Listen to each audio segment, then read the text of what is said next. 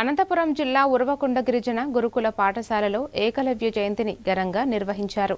ఈ సందర్భంగా రాష్ట్ర ఉపాధ్యక్షుడు సాకే పురుషోత్తం మాట్లాడుతూ విద్యతోనే ఎరుకల జాతి అభ్యున్నతి సాధ్యమని, ప్రతి విద్యార్థి ఏకలవ్య స్ఫూర్తితో ఉన్నత లక్ష్యాన్ని సాధించాలని పిలుపునిచ్చారు.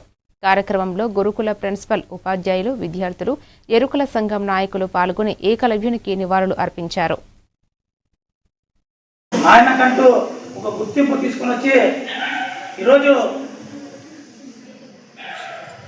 మహాభారతంలోనే ద్రోణాచార్యుడు అని చెప్పేసి ఒక గురువు దగ్గర విలువ విద్య అంటే బాణము విద్య తెలుసు కదా మనకి. ఆ దాంట్లో వచ్చేసి ఈయన ఏకలవ్యుడు చాలా గొప్ప వ్యక్తి. దాంట్లో అలాంటి గొప్ప వ్యక్తి ఈరోజు పుట్టినరోజు సందర్భంగా మన హాస్టల్లో జరుపుకోవడం చాలా సంతోషకరమైన విషయం. ఈరోజు వచ్చేసి ఎందుకంటే ఒక ఏకలవ్యుని కూడా ఒక ఆదర్శంగా తీసుకొని ఎడ్యుకేషన్లో అయితేనేమి ప్రతి ఒక్క దానిలో కూడా ఆదర్శంగా తీసుకుంటారు ఒక ఏకలవ్యుడిని. ఏకలవ్యుడు అంటే మీ అందరూ కూడా తెలియకుండొచ్చు.